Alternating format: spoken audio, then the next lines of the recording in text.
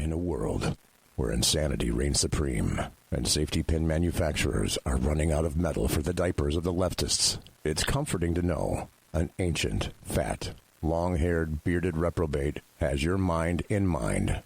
Ladies and gentlemen, boys and girls, children of all ages, broadcasting behind enemy lines in occupied California, and despite every attempt by the SHR Media Network to revoke his shameless contract, we return to the bloviating Zeppelin's Berserk Bobcat Saloon. You're listening to Late Night Radio on the SHR Media Network. Caution, there will be mature themes explored and potentially adult language used. If conservatarian words, phrases, certain concepts, or rhetoric offends you, tune out now. Uh-oh, guess what day it is? Guess what day it is? Huh? Anybody? Julie, hey, guess what day it is? Oh, come on, I know you can hear me. Mike. What day is it, Mike? Oh, you magnificent bastard, I read your book. I drink your milkshake. How dare you? I call that bold talk for a one-eyed fat man. Fill your hand, you son of a bitch. Of course you realize this means war. Freedom is never more than one generation away from extinction. We didn't pass it on to our children in the bloodstream. The only way they can inherit the freedom we have known is if we fight for it, protect it, defend it, and then hand it to them with the well-taught lessons of how they in their lifetime must do the same. And if you and I don't do this, then you and I may well spend our sunset years telling our children and our children's children what it once was like in America when men were free. I have come here to chew bubblegum and kick ass, and I'm all out of bubblegum.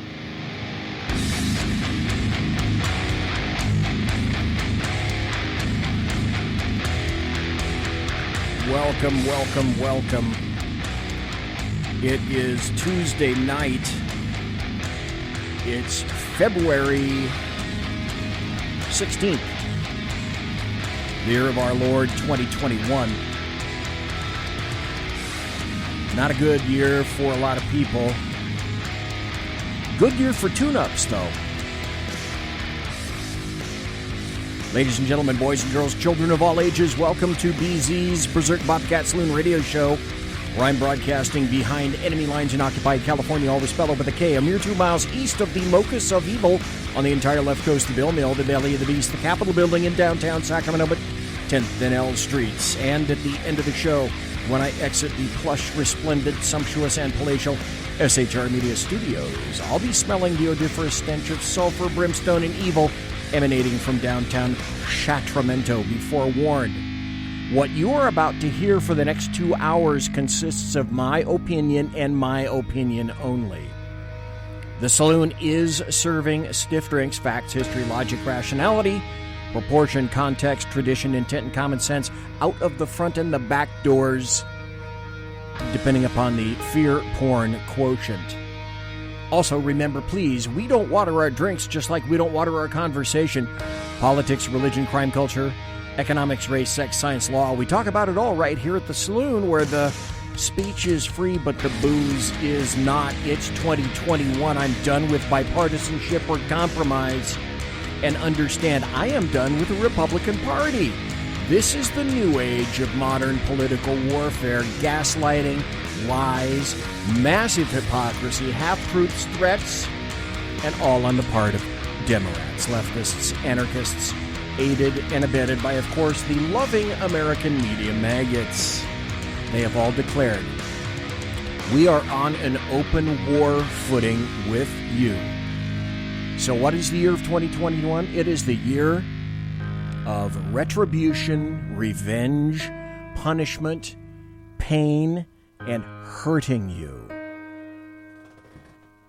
And we're seeing some of that resulting right now. I've said before, I love my country, and if loving my country makes me an extremist, then okay, so be it. I'm fine with that. I was gone last week. I had some other things to do, otherwise being occupied, etc. I have a couple of new things to show in the meantime that I've been working on, And welcome to the people in chat, in SHR Media chat, Sergeant Booker, Real Mike Pasqua, Jack Alexander, the Alaskan, and Kate. Thank you ever so kindly for being there. I'm also on Facebook. You can watch live the show on Facebook and also watch on the SHR Media YouTube channel. So, if you would be so kind, since I'm thinking about it, and maybe you are, maybe you aren't, if you're on Spreaker, please do me a favor and hit share. If you're on Facebook, hit subscribe, a little bell there on Facebook, subscribe, and that'll give you notifications when the show is going. And like me, if you would. Please like me. Please like me. You finally like me. And do the same on Facebook too, please, if you would. Like me on Facebook. Facebook loves me. Oh, Facebook, I got to tell you a story. I spent the past 3 days working up to this so I could just be ebullient. Facebook gigged me over this past weekend saying that a post that I'd written about, of all things, coronavirus was against community standards. And because it's Facebook, and how can you not fuck with Facebook? Because that's their job to do with you if you're a conservatarian or conservative or a Republican, somebody on the right. So in the ding that said, this post is against community standards, it said, do you agree or disagree? Okay. Who in their right mind goes, okay, I'll agree, click. So, as per normal, I went, disagree. And next day, I get another notification from Facebook. It's like, are you guys really? You must be out to screw with my brain.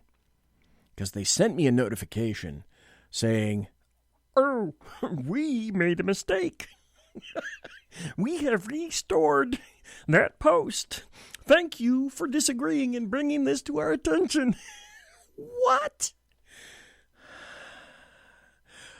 You know what that falls into?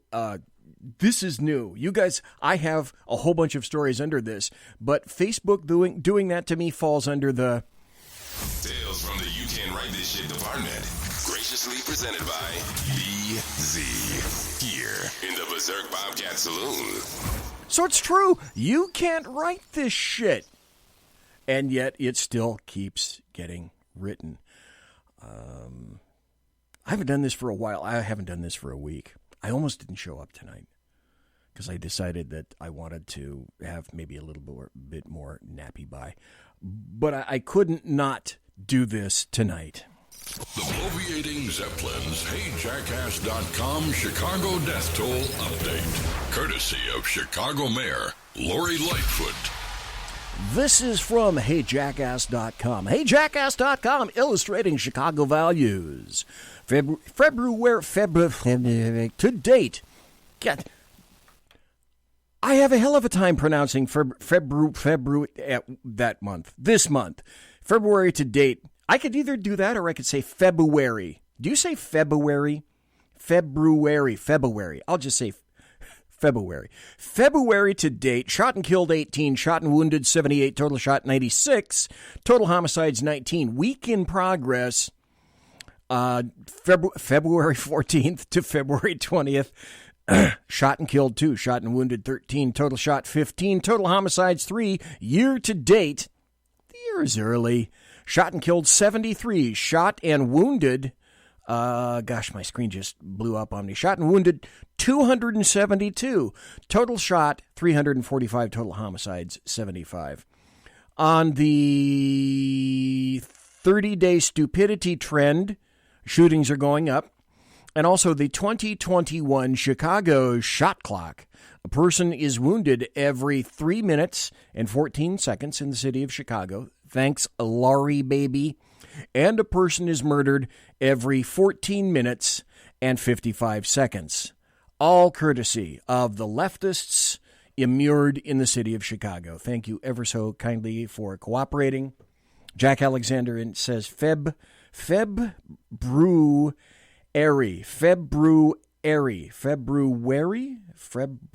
is wary. February. Okay, so speaking of Jack Alexander, and also speaking of, I don't know, because I can't not do this, here are the PC British. I thought this was amusing. This is 2 minutes of amusing. I'm delighted to be joined by a member of the Chinese community as I apologize for using the phrase Chinese whispers. I appreciate that this is deeply offensive to the Chinese. I completely understand why they went... Oh, I'm sorry. This is the Scottish police force. Totally mental. I'm delighted to be joined by a mental health campaigner to witness my apology for using the phrase, they've gone mental. See, some of you are surprised that I'm apologising, but no. Gone are the days when getting an apology out of me was like getting a fiver out of an Aberdonian, eh? I would like to apologise to the largest Aberdonian community, the Aberdonians. I do understand that Aberdonian feelings are important. Right. I'm surprised, actually, that our diversity officer didn't make that clear to me. Honestly, sometimes around here it's like the blind leading the blind. I would like to apologise to Scotland's blind community.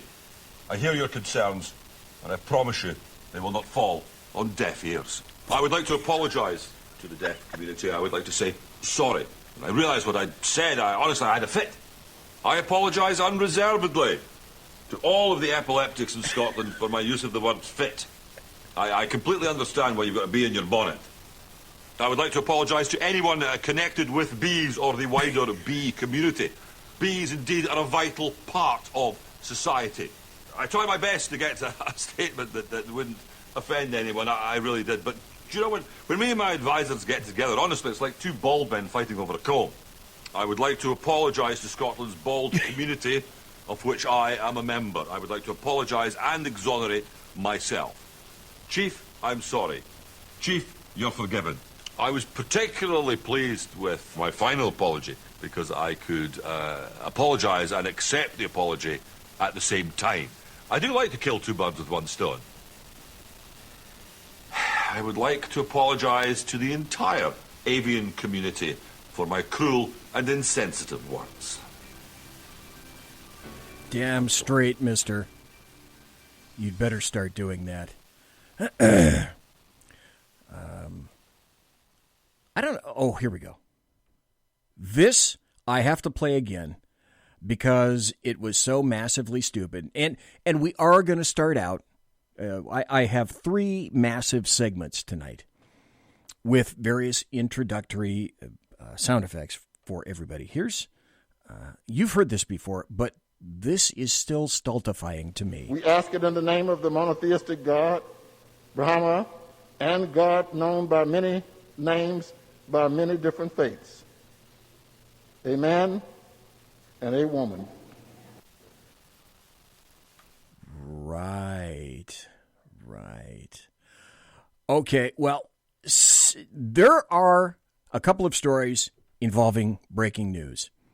So I'll go, let's see, where am I going to go first? I know. We'll do this because there are some stories. It's time for happy stories and good times. Here's one story that just broke. It confirms exactly what we knew, and it provides the gaslighting that we've known has existed literally now for years, since roughly 2016 and before. This is from justthenews.com.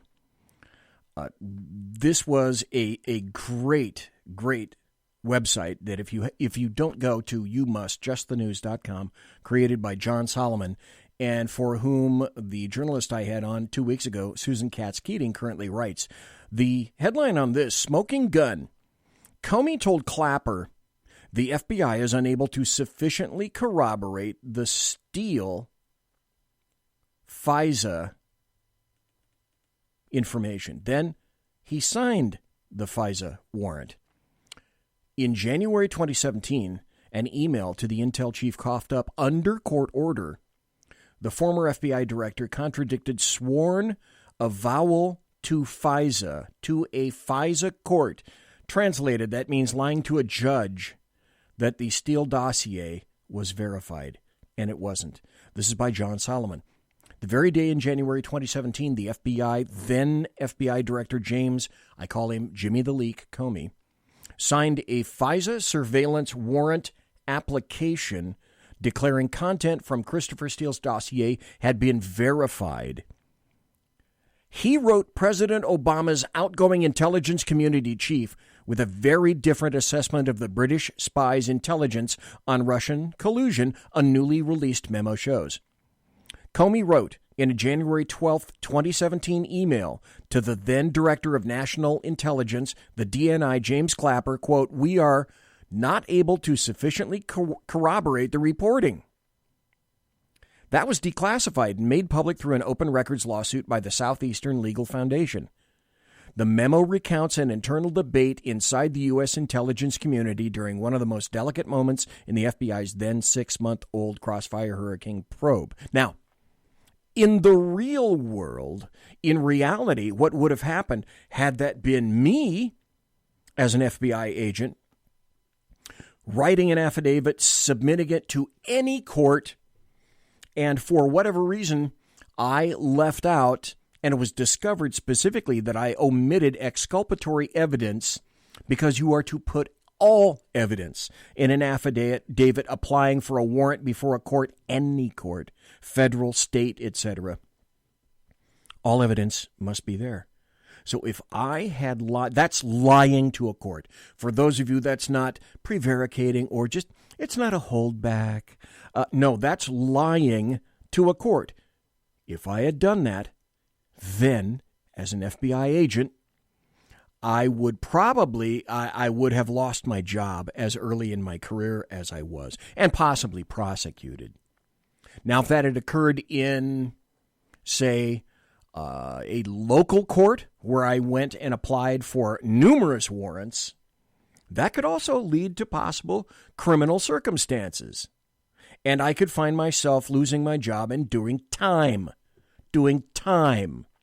And still, after this amount of time, we have, and now it's confirmed, that there are two clear paths of law for essentially those who have and that are connected with bureaucracies and those who have not because they are not connected to any bureaucracy whatsoever.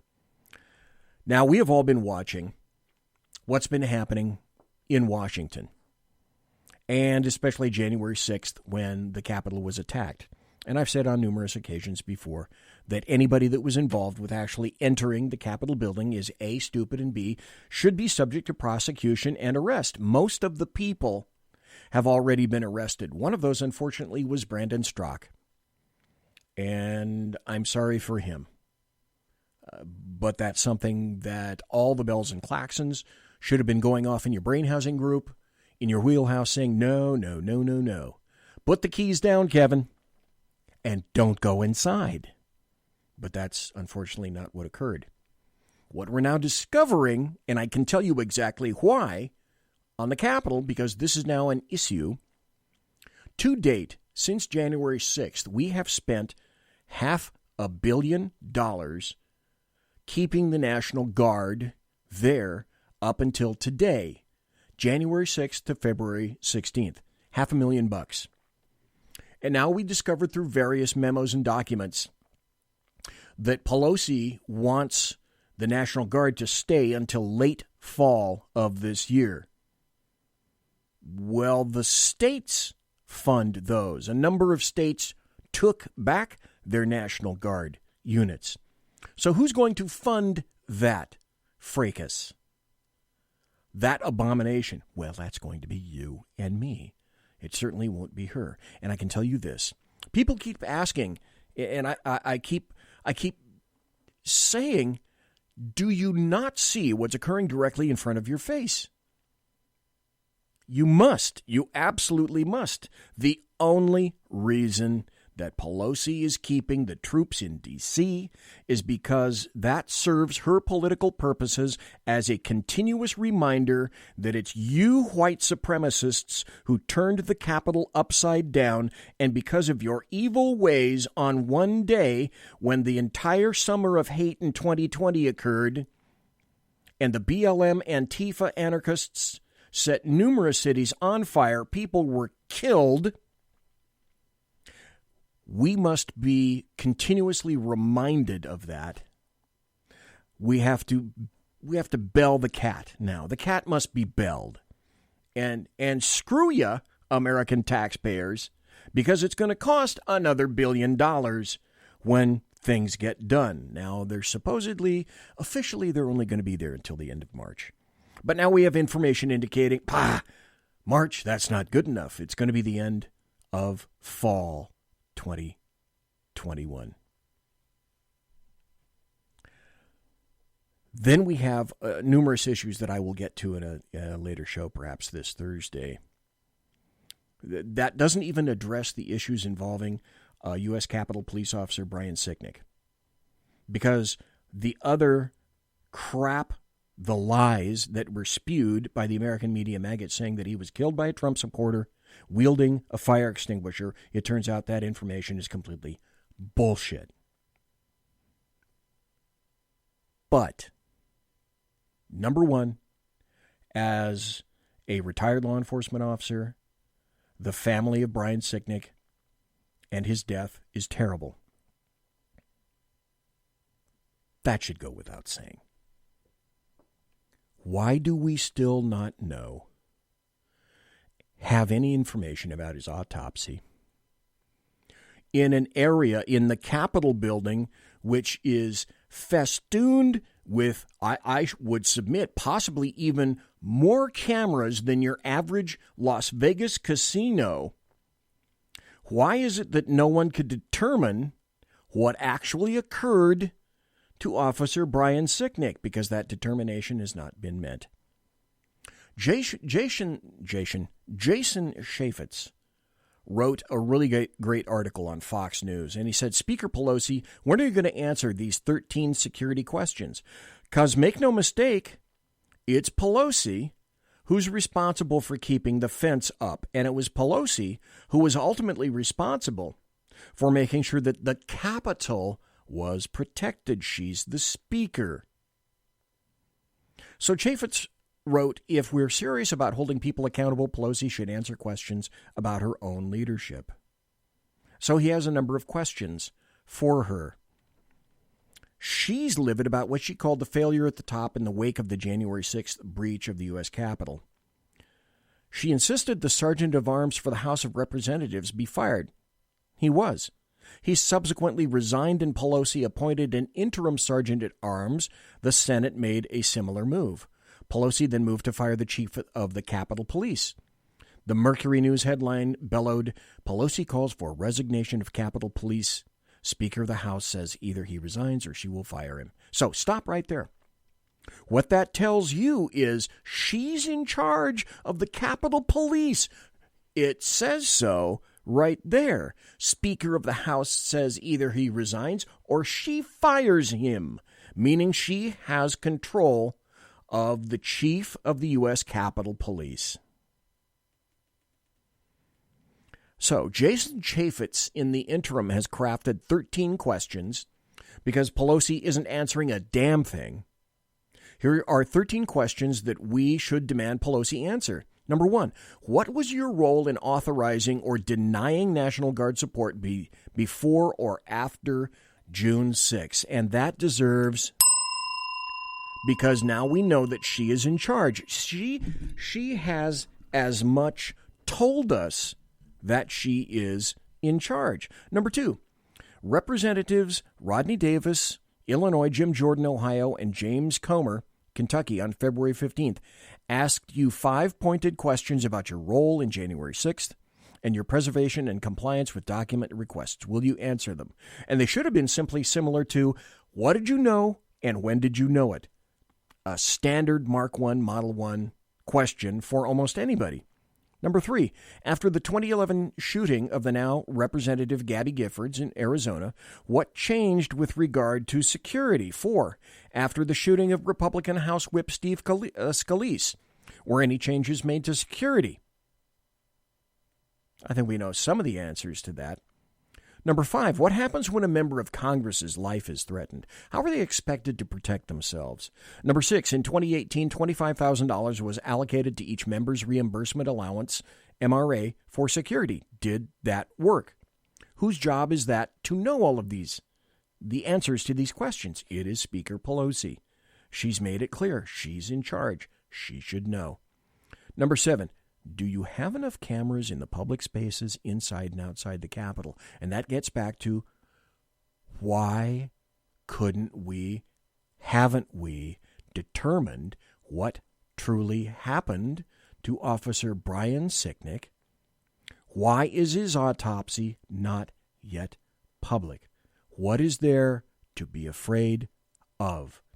You and I both know things are held back and not revealed because people are afraid of the contents. Number 8, why can't law enforcement secure doors in the Capitol, and why isn't there bulletproof glass? Number 9, why were known COVID-infected members allowed on the grounds of the Capitol? This is especially relevant given the disparate treatment of Republican Representative Claudia Tenney's son. Did you hear about that? Claudia Tenney's son is a Naval graduate, a Naval Academy graduate. He was denied floor access in the plexiglass COVID box that Nancy Pelosi created so COVID-positive members could vote for you for Speaker. But he wasn't allowed to see his mother sworn in when every other member was allowed a guest. And the American media maggots buried that, of course. Number 10, you insisted members should be fined $5,000 if they failed to pass through metal detectors.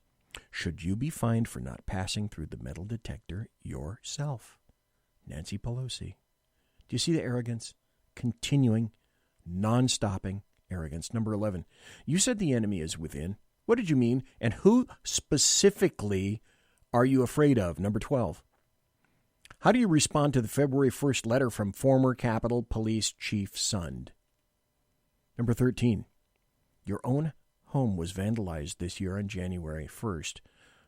Nobody was arrested. The San Francisco Police Department was quoted saying unidentified suspects had painted graffiti on the garage door and left a pig's head on the sidewalk. How does that happen to the Speaker of the House? And so far what we have is silence. I have about a 5-minute video that I want to play. This just came out from Project Veritas about Mark Zuckerberg. And I'm going to play everything that I'm going to play. Some people that do shows are afraid to say words or play videos. You know, if I'm taken down, I'm taken down. Big deal. I really don't care at this point. So because I want to play the whole thing uninterrupted, I'll tell you what I'm going to do. I'm going to play my first break, and then I'll be right back after this. Conservative media done right. You're listening to the SHR Media Network. Hey, are you guys listening? This is Shannon from Right Way with Shannon and Mike in the AM on SHR Media. I know you've been wondering where we are and what's been going on. Well, folks, that's right. We're back. So please, join us 7 to 9 a.m. Monday through Thursday on SHR Media, on Spreaker, iHeartRadio, and Spotify, and Facebook Live at 11 a.m. on Right Way with Shannon and Mike in the AM at Facebook. You don't want to miss a minute. We've got lots of guests, lots of segments, and lots of interesting things. And let's face it, there's nowhere for you to go, so you might as well tune in. Again, Right Way with Shannon and Mike in the AM. We're back live on the air on SHR Media, 7 to 9 a.m. Monday through Thursday, audio and Facebook Live, audio and video. Yes, we are going to do video. Facebook Live, Right Way with Shannon and Mike in the AM. Hope to see you soon. Unleashed Jeremy Hansen, the most explosive pro-American podcast on the planet. Pro-MAGA, pro-Trump, pro-conservative. Come join the resistance. Fight for what really matters in America. 5 p.m. Central on UJHLive.com, Spreaker, iHeartRadio, Pandora, or MagaBook.com. Come join the resistance and fight for America. Unleashed Jeremy Hansen.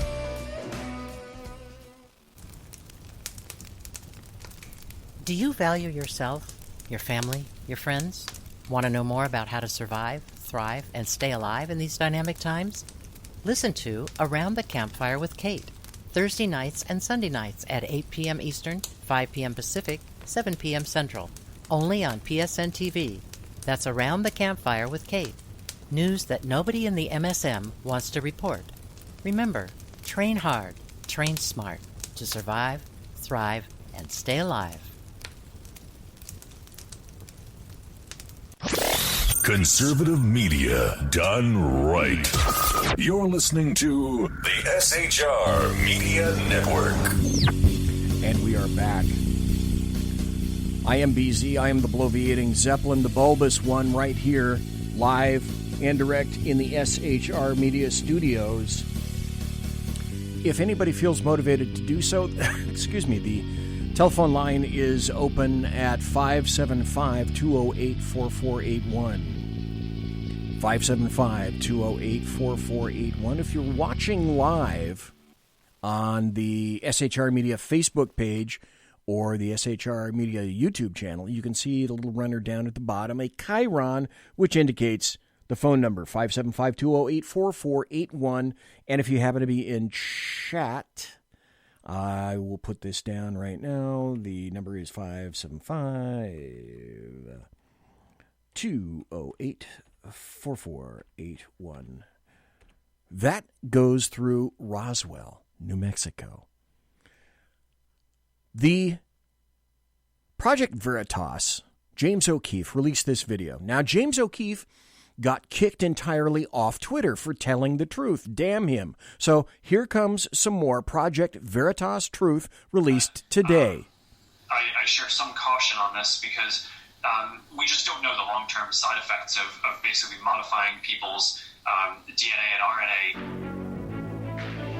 RNA. Wait a minute. Is that Mark Zuckerberg being an anti-vaxxer? Let's listen. Is inherent in your own nucleus cell. We just don't know the long-term side effects of basically modifying people.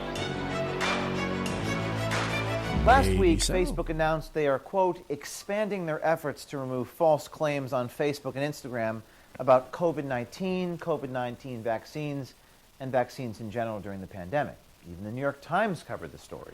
Let's take a look at Facebook's most updated COVID-19 vaccine policy. It says, quote, we want to make sure that our policies help to protect people from harmful content regarding COVID-19 and vaccines. But the real kicker is right here in the policy where Facebook says it would remove any content that, quote, claims the COVID-19 vaccine changes people's DNA. Okay, stop right there. Now, remember I told you earlier in the first half hour that I had a post that Facebook said does not comport with community standards. It was a post about the coronavirus, and I dared to mention RNA, mRNA in that post. It was removed. Strike, 125, whatever the hell it is for BZ. And I said, no, I disagree. Click. The next day, my post was restored, and they said, sorry, we got it wrong. Was it because... Well, we just got a new leaked tape from Zuckerberg himself, the CEO of Facebook, basically violating his own code of conduct. He would be censored on the platform today for what he said. Let's take a listen. But I do just want to make sure that I share some caution on this because we just don't know the long-term side effects of basically modifying people's DNA and RNA to directly encode in a person's DNA and RNA, basically the ability to produce those antibodies, and whether that causes other mutations or other risks downstream. So there's work on both paths of vaccine development. That was from Facebook's internal weekly Q&A meeting in July 2020. So when Zuckerberg said quote, basically, the vaccine is modifying people's DNA, it seems pretty clear modifying is synonymous with changing. Again, Zuckerberg would be banned from Facebook. Oh, you mean like me? For saying this. In fact, this video of me showing the CEO of Facebook talking might be banned because he is violating Facebook's policy. Seems a little bit hypocritical, don't you think? But then Zuckerberg, on November 30th, in a public live stream Q&A with White House medical advisor Dr. Anthony Fauci, appears to somewhat change his tune. He asks Fauci about the vaccines and their effect on DNA or RNA. And just to clear up one point, I mean, my understanding is that these vaccines do not modify your DNA or RNA. So I think that's just an important point to clarify. If I'm getting anything wrong here, of course, correct me. But No. But just to make that clear. Well, which Mark Zuckerberg do we believe? Model 1 or Model 2? No. First of all, DNA is inherent in your own nucleus cell. Sticking in anything foreign will ultimately get cleared. Good. Well, I'm glad we can clear that up. Yeah, I'm glad we could clear that up. It's unclear what is on Zuckerberg's mind or what's in his heart on the subject of the COVID vaccine. Isn't it interesting that Zuckerberg can vastly involve his thinking on the subject of vaccines, going as far as to caution his own staff, but as soon as he's made up his mind or appears to have made up his mind on the topic, he disallows the almost 3 billion Facebook users to do the same. Rules for thee, but not for me. The irony is, under their own community standards, they say they want people to, quote, discuss, debate, and share their personal experiences, opinions, and views as it pertains to the pandemic. No. But how do you, quote, discuss or debate something if you can't even share opposing views or even facts or even Facebook CEO Mark Zuckerberg's own statements? Now, I'm not here to tell you my opinion or give you my thoughts on the vaccine. I want to be clear about that. But it is clear that Zuck is not living up to his own book of rules. What happened to free speech? Well, stop right there. We know what happened to free speech, and we know what happens with leftists and what they do. This falls under the happy story thing because this is a continuing illustration of what we already know, and it won't stop. Leftists are hyper hypocrites. If you think that people on the right are, you don't know hyper-hypocrisy. Also falling under, this was a little tete-a-tete that occurred between Trump's lawyer and some Joomer on CBSN. I didn't know there was a CBSN, but apparently there is such an item. And this is where this particular attorney, and I wish attorneys or other individuals had the sufficient facility and loquacious ability to skewer bints and bintuses like this prior. Joining me now is former President Trump's attorney, Michael van der Veen. Thank you, sir, for joining us. Let's get right into those words that we heard from Senate Minority Leader Mitch McConnell. He ended the trial with his passionate speech about President Trump's involvement in the insurrection. During it, he said that we'll get to that. The former president is still liable for everything he did during his period in office. Are you expecting to face more charges against Mr. Trump in the near future, and do you anticipate being part of that defense? No, that's just political rhetoric, and I was hopeful that something would come out of this, that the political rhetoric would stop out of Washington, D.C., but Never. I guess apparently it hasn't. Were you, though, surprised to hear those words coming from the leader of the Republican Party in the Senate? I'm not surprised to hear a politician say anything at all. Are you? That was a perfect statement in 2021. No. Well, throughout the trial, you denied that Mr. Trump had a role in inciting the January 6th insurrection at the Capitol. You argued, first of all, that there was no insurrection, but during your closing arguments, you seemingly admitted that there was, in fact, an insurrection, using that word, saying that was not up for debate. What role did the former president play? You didn't understand the case. Okay. I used the word I'll give you the opportunity to clarify, sir. Sure. I used the word insurrection in my closing argument when quoting the charging documents. Okay, you can't even ask a question without lying. What happened at the Capitol on January 6th is absolutely horrific. But what happened at the Capitol during this trial was not too far away from that. The prosecutors in this case doctored evidence. They did not investigate this case, and when they had to come to the court of the Senate to put their case on, because they hadn't done any investigation, they doctored evidence. It was absolutely shocking, I think, when we discovered it and we were able to expose it and put it out. I think it turned a lot of senators. The American people should not be putting up with this. They need to look at who these House managers were and look to see whether these are the folks they want representing them. It was shocking to me. Wouldn't have believed it. Let's follow up with a point that you're making right now about the House managers, as you say, doctoring evidence. And okay, stop right there. I'm not exactly sure why he didn't go into this. He's going to give you an example. He's going to give you two examples of doctored evidence. And most of the people, I can't say most, but a good portion of the people in the House and the Senate are lawyers or former lawyers, and they all know better than to pull this shit. But the other thing that was completely left out or excluded, purposely or not, I'm not quite sure, or maybe this individual, Michael Van der Veen, boy, I got that name finally right, Michael Van der Veen, left out, and maybe he didn't know is because he wasn't there at the very beginning with the other attorney, but the House Democrats presented Trump's speech with the peacefully marching to the Capitol line completely excised from that video. I don't know why he didn't say that, but I'm reminding you of that. That's physically doctoring a video for their own purposes. You could never get away with that in court unless you're Jim Comey or another FBI lackey like that, or a leftist lapdog. And the argument, they didn't to be deny clear for our it. viewers, they didn't deny it. I put it in front of them 3 times. To be clear for our viewers, what you're talking about now is a check mark. That's a verification on Twitter that did not exist on that particular tweet.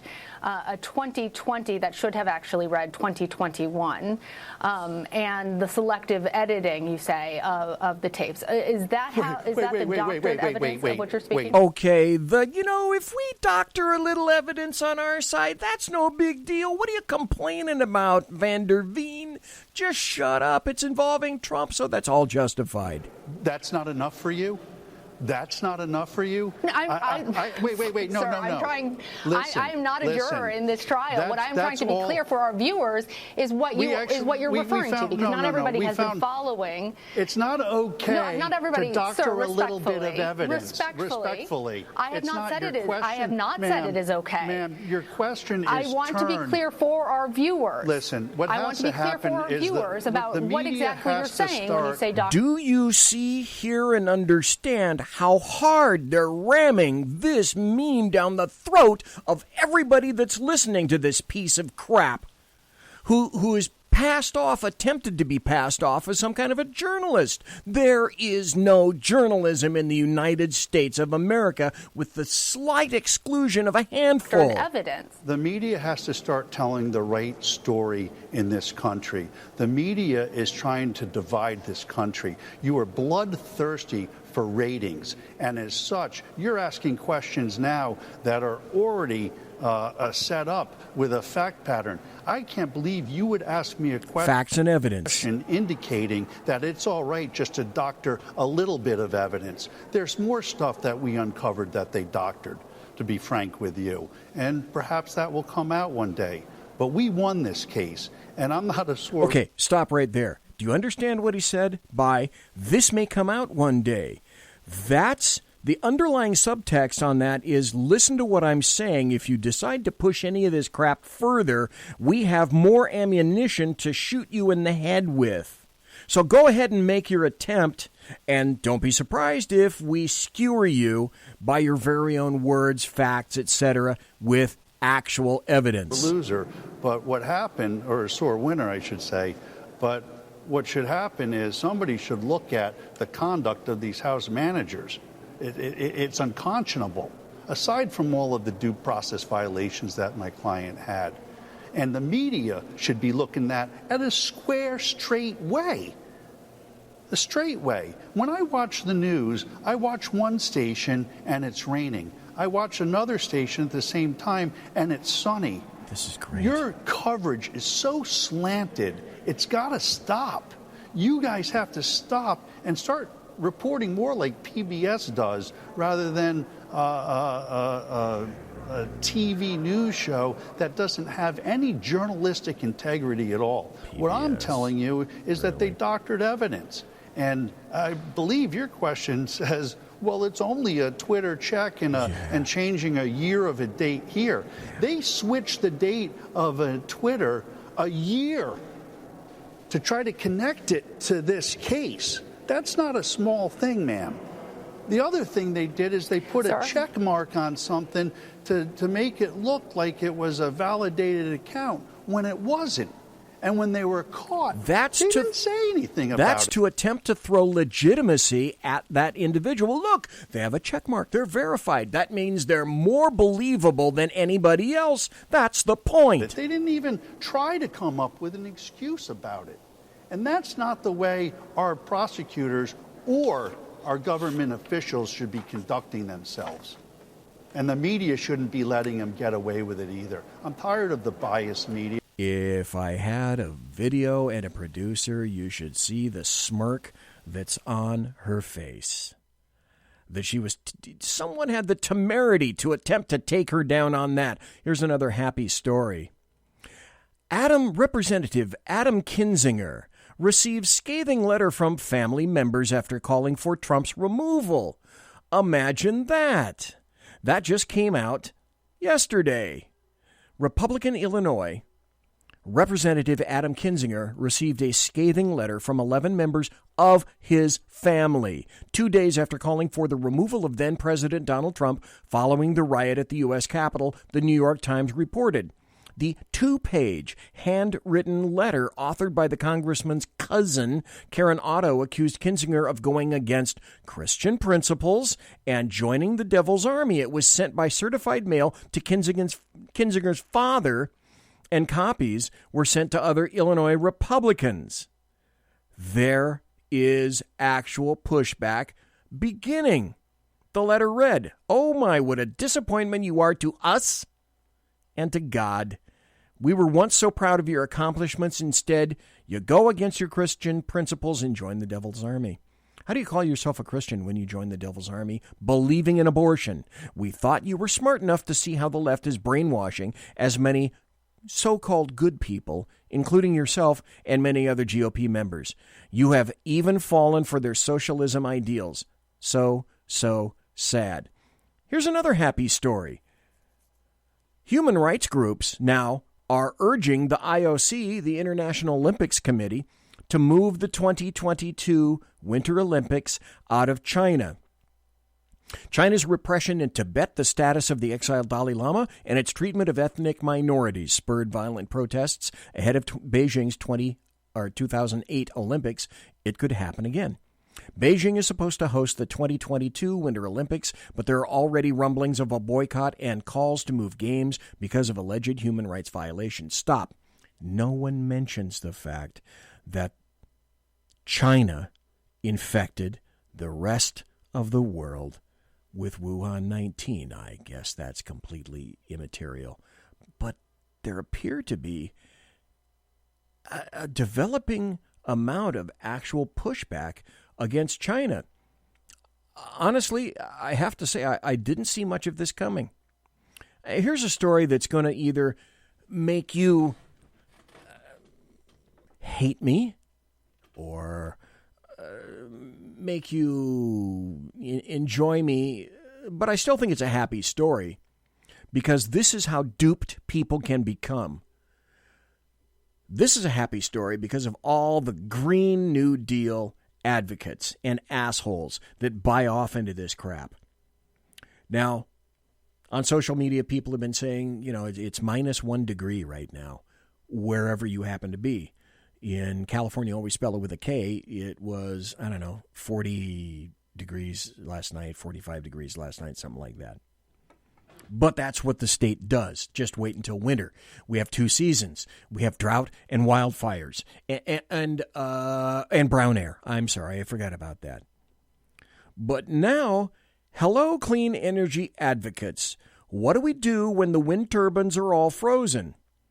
This I found absolutely astonishing. I was gobsmacked when I heard about this specifically with regard to Texas, because I've had any number of people living or massive advocates of Texas saying that Texas, this is a state to go to get away from all of the other crap in all the other states. I'm not much interested in moving to Texas because I hate the heat and I hate humidity. That's just me. A lot of people go down there and go to Texas because of the various tax advantages. Great. But these same individuals that were blowing up the skirts of Texas, saying it's a great place to go, were also telling me that their grid is completely separate from that of the rest of the United States, and they have no electrical problems whatsoever, and now we know that's a total lump of crap. Because for whatever reason, Governor Abbott, or people perhaps before him, maybe Governor Perry, I do not know, somehow were sold a bill of goods to be able to create a full quarter of all of Texas's energy from wind turbines. Now, at the outset, perhaps in someone's wheelhouse, and you can't convince me that people's hands didn't get greased over this crap somewhere, that to stick wind turbines all over the windy plains of Texas was a great idea. Maybe it was then, except for today. But you always have to have a plan B and a plan C and a plan D and a plan E. One of the things that we absolutely know about any green energy crap is that none of it is sustainable and none of it will continue through with any reliability. You can't rely on that stuff. It is not consistent. It will not produce 24/7. What will? Petroleum. The wholesale price of electricity spikes 10,000% in a Texas power outage. Among other problems, the wind turbines are all frozen because of these temperatures. Now, people are indicating that they haven't seen temperatures like this since 1970. Okay, fine, I get it. Completely, I grok that concept. But now this is another excellent illustration of don't place all your eggs, or perhaps any eggs whatsoever, in the Green New Deal basket. None of this stuff is sustainable. None of this stuff is reliable.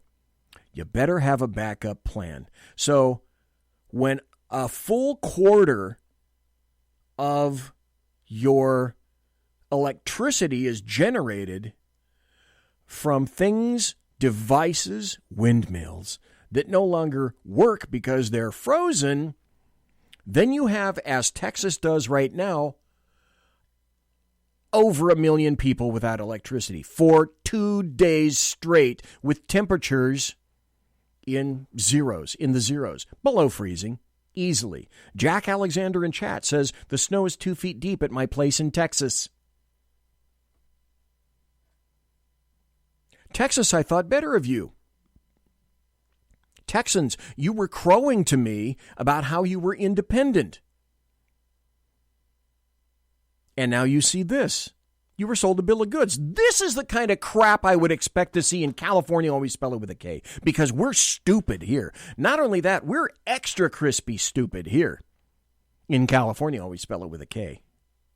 And you bought off on this, and you're paying the price. This is a perfect illustration of what my mother-in-law, I only met her 2 times. My mother-in-law was diagnosed with pancreatic cancer. 2 months later, she died. One of the things that I will never forget was what she said to me in terms of, BZ, sometimes people are put on this planet to be nothing but an illustration of what not to do with one's life. Hello, United States of America. Now, leftist states won't listen to this, but all you right states or right-thinking states or logical thinkers should use Texas and heretofore right-thinking state as an example of what not to do, because now there's your perfect illustration of maybe they had good intentions, but shit still happens. Here's another happy story. This is from Conservative Institute. Utah's Republican governor signs bill ending concealed carry permit requirements. Bit by bit, state by state, they're coming around. And one of the reasons that they're starting to come around is they know what's occurring with Biden. Biden, leftists will tell you, leftists are no different from Muslims who tell you they want to kill you, or the Borg who tell you that you will either assimilate or you'll die. And leftists are telling you essentially the same thing. Do what we want, or in some fashion, we'll exterminate you, or we'll exterminate things that you once enjoyed. Like that peccant crap called freedom and liberty and the Bill of Rights. So this is anticipation of what's coming. And you know what's coming. Biden is going to craft an executive order removing assault rifles from you. And there will be a fee. There will be a tax. And if you don't pay the tax, you'll have to have your firearms. You'll have to return your firearms. That's called confiscation. That's coming. Here's another happy story. This is from military veterans. I got to read this to you. The headline is, and folks, this is why it's a late night show. Governor Santos tells Biden, go fuck yourself. Hey, didn't see that in any other American media stories or articles, did you? Florida Governor Ron DeSantis on Wednesday did not mince words on a congested conference call with Biden and federal health authorities who are seeking to prohibit domestic travel to and from the Sunshine State of Florida. DeSantis and Biden exchanged salvos of biting barbs after the criminal president said the federal government had authority to restrict movement of the people. Now, what do you think would have happened had OMB decided to call, California and say, we're going to restrict all travel to and from California? There would have been hell to pay. Also on the call were Dr. Fauci, I'm Dr. Fauci, and acting CDC Director Rochelle Walensky, both of whom championed Biden's idea and told DeSantis surging cases in Florida threatened to undermine the federal government's expansive efforts to mitigate spread across the country. Florida. Dr. Fauci said, Florida's the epicenter of COVID-19 mutations. And I'm arguing that new variants accounted for between 15 to 35% of new cases in Florida. So DeSantis' initial reply was brief and blunt. This is why I admire Florida Governor Ron DeSantis. He said, I will not comply. And then he cited the CDC's own statistics showing a nationwide decline in active COVID-19 cases. Those are the CDC stats themselves.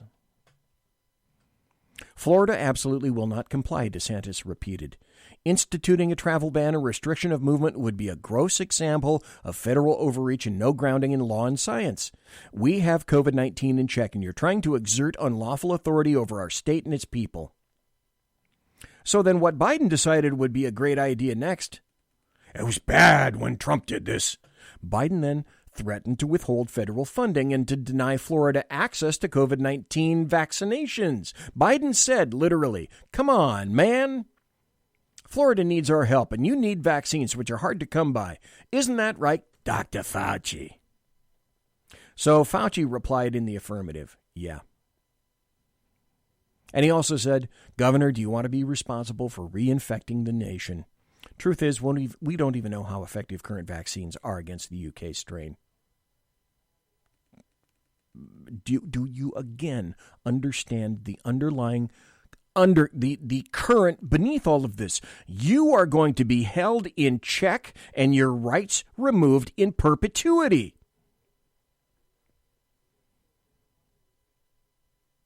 So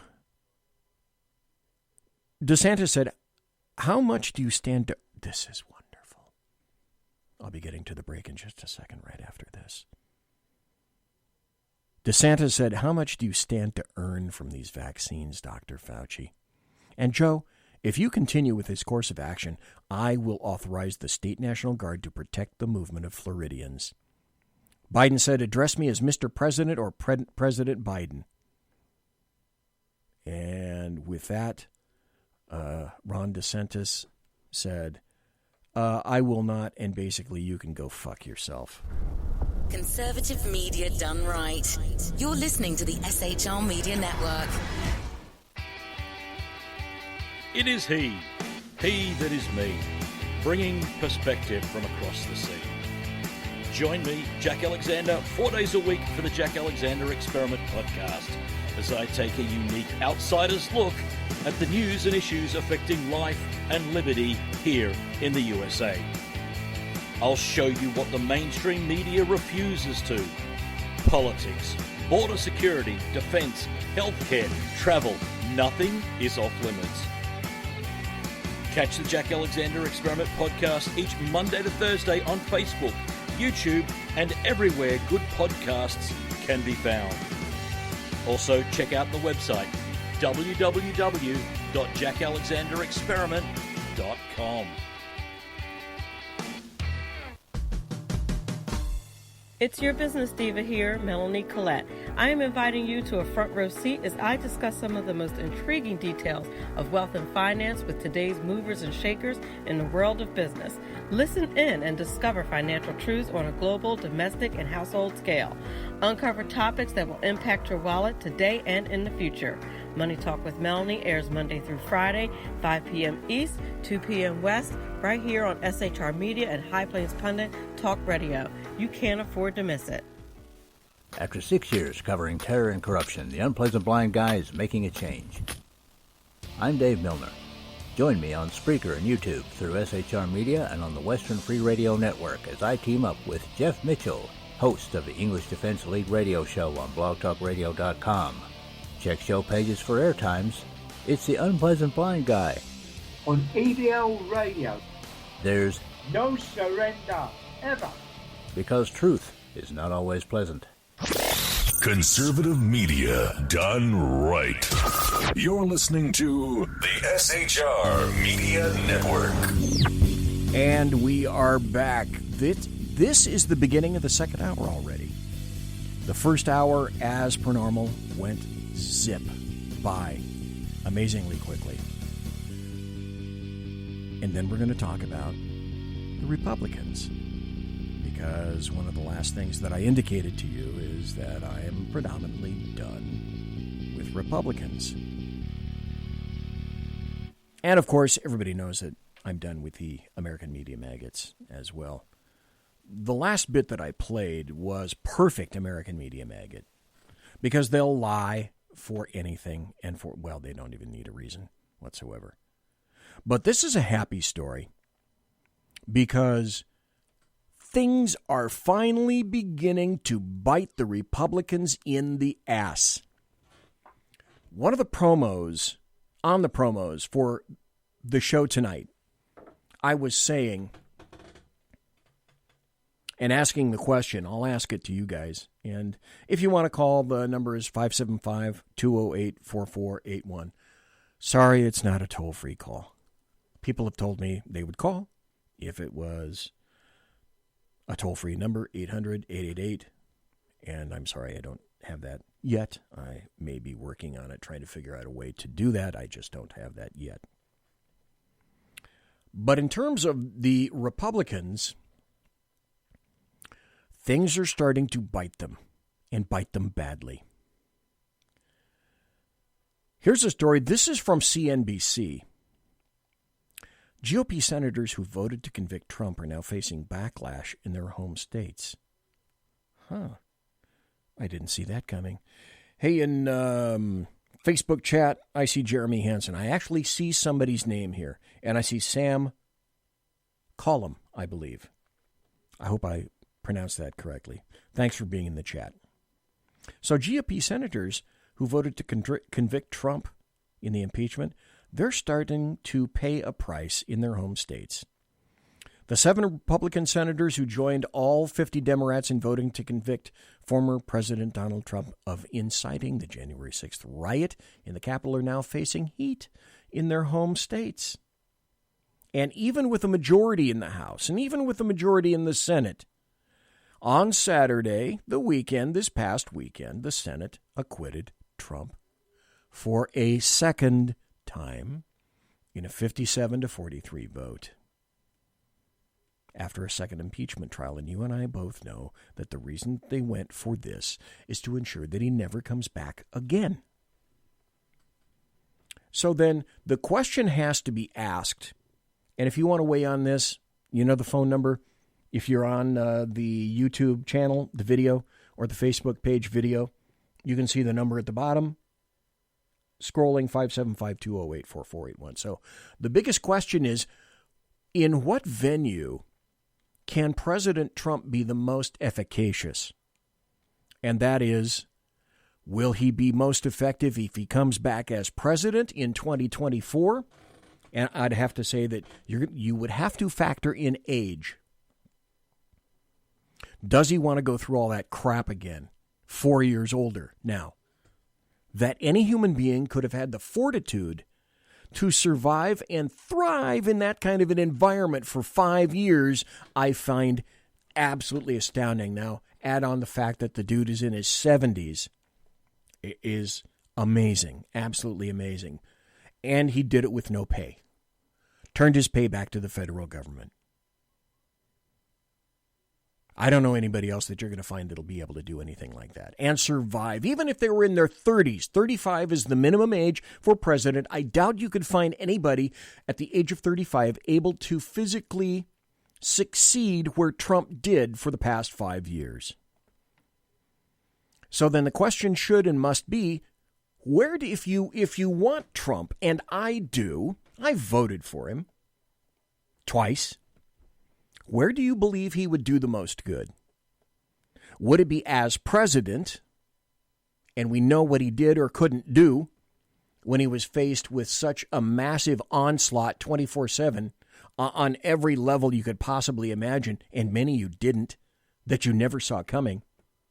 Or would he be most efficacious on the sidelines, that is to say, not in D.C., but lending his requisite training, education, and experience, leadership, guidance, and motivation in some other fashion? And I would have to suspect, the whole impeachment deal, especially the second, was to ensure that he never comes back to D.C. Maybe he did want to come back, maybe he didn't, but now, after this, the second failure, because that's a failure. After the second failure, he can, if he wishes, he can come back. That was the point of the impeachment. Jack is on the line. Jack, do you have anything to say about that? I was talking about Trump and in what fashion you think he might be more effective. Well, if he gets one more impeachment, I hear he's eligible for a free 32-ounce soda. Or a Slurpee. I heard he could get a Slurpee. How do I think he would be most effective? I think he's already hinted at that. There was a story I covered on my show when he decided he wasn't going to form his own political party, that he was going to put his personal and corporate finances behind helping to fund qualified candidates to take back the Republican Party. And that would be I think that would be the GOP's biggest fear at this point. That someone with that amount of clout could put that much money, and with thanks to Harry Reid and the Democrats, super PACs can channel you can donate as much money as you want into super PACs, as opposed to directly into the candidates. So if you've got Take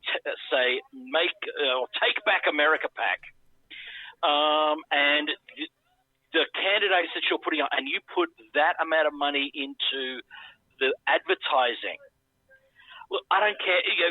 Mainstream media is suffering when it comes to making a profit at the moment, whether it be free-to-air or cable. And the people behind Donald Trump have certainly known how to work the social media aspect of it. I mean, every one of the debates that were broadcast by mainstream media, their live streams, all the advertising was brought up by Donald Trump or one of the Trump-supporting super PACs. Here's a CNN's live stream going out, and all the ads are for Donald Trump, which must have pissed them off no end. Oh, it did. I mentioned not last week because I wasn't here last week. I was playing hooky and getting a tune-up, but I mentioned the week before that that the whole reason behind this is to make sure that Trump doesn't come back. The whole reason behind that is to make sure that we, you, me, people that believed in populism, people that believed in America first, that we don't acquire the heights of power that we once had during Trump. Guaranteed. They know for a fact that they all squeaked by. The Democrats, the leftists, the anarchists, BLM, Antifa, etc., they all squeaked by only because of Wuhan 19 last year. That's the only reason that Trump is not sitting in the White House right now in the Oval Office, combined with Dominion Software and the other software, the other company that I cannot think of right now. You can't convince me. And fuck you, Facebook, and fuck you, YouTube. If you take this off, you can't convince me that there wasn't widespread voter fraud, because we saw it in front of our damned eyes. Just one incident alone is sufficient, would have been sufficient if the roles were reversed. What would happen? What kind of an explosion would have occurred had in primarily right-leaning areas and election counting offices where the people that are legally allowed to come in and monitor counting, if they were kept outside, or if they were inside, they were booted out and they were leftists and Democrats. You would still be talking about that right now. Yeah, look, I've had a decade-long argument with a colleague who is very much in the mainstream media. He used to be a bureau chief for the Clinton News Network. He's now on Fox News Radio on Sirius XM. But this argument over electoral fraud between he and myself has been going on probably for 15 years. And he keeps coming up with it saying, oh, look, it's not widespread. The numbers don't back it up. It's only 1% here or something. Well, 1% is 32 million people. When you actually put the numbers into context, it is, certainly systemic, and the number of convictions are not big, but there are convictions in all 50 states of the union. Every state, every jurisdiction, it happens. Yeah. It even happens occasionally with people who are Republicans, but predominantly the cheating 98th percentile or more is on the part of leftists and the Democrats, specifically the Democrats and the people in the leftists vein that are making sure that their little Democrats get elected again in perpetuity, like California. But even California is making inroads. Oh, they should have been in happy stories. I'm kind of in still. still in happy stories right now. One happy story, if you didn't hear, people, is that California, always spell it with a K, has now reached their 1.5 million threshold of signatures to put the removal of Gavin Newsom on the June docket so that people can vote him out. After that, we get a new governor in 10 days. It can't be any more glorious than that. But wait, there's more. They didn't just stop at 1.5. They have up until March to acquire the minimum requisite number of signatures. And because of the nature of California, always spell it with a K, they know that they're going to get a certain percentile thrown out by certain personnel that they didn't like the signatures or the address, blah, blah, blah. You know, maybe it wasn't wrapped up in a bow just perfectly for them. So they're going to go for a full 2 million. 250,000 signatures, that's a buffer. And it's fabulous. This is actually getting ahead in California. Hope isn't dead, folks.